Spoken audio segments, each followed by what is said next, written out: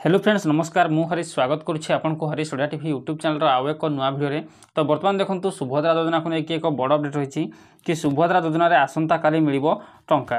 तो आसंता काली केउं समय मिलिबो एवं जो मानकु टंकाटी आसीनी तो से मानकु टंका मिलिबो कि नहीं ए भिडियो रे ही जणेबी। सो भिडियो को बिना स्किप करी समस्त शेष जाए देखा सहित भिडियो को लाइक करंतु फ्रेंड्स। जदि चैनल को नुआ कर आसथिबे चैनल को सब्सक्राइब करने और पाखर थिबा बेल आइकन रे क्लिक करने आगो कोई लेटेस्ट अपडेट पाइबा पई।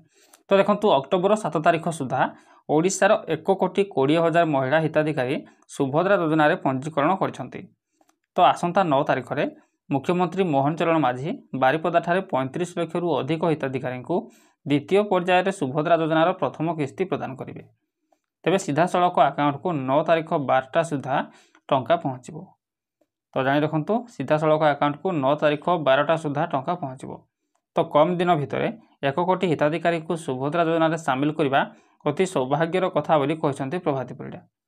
तो हिताधिकारी मानक बैंक खाता सचल अच्छी कि नहीं ताहा परीक्षा करने सह स्वच्छता अनुधान करने निमंते प्रथम पर्यायर योग्य विवेचित होइतिबा हिताधिकारी बैंक अकाउंट को परीक्षामूलक भाव 1 टंका पठाଯିबार व्यवस्था करा जायतिला। किंतु द्वितीय पर्याय निमंते एपरि किछि व्यवस्था एजाबत करा जाय नाही बोली महिला और शिशु विकास विभाग पक्षरु स्पष्ट करा जायछि।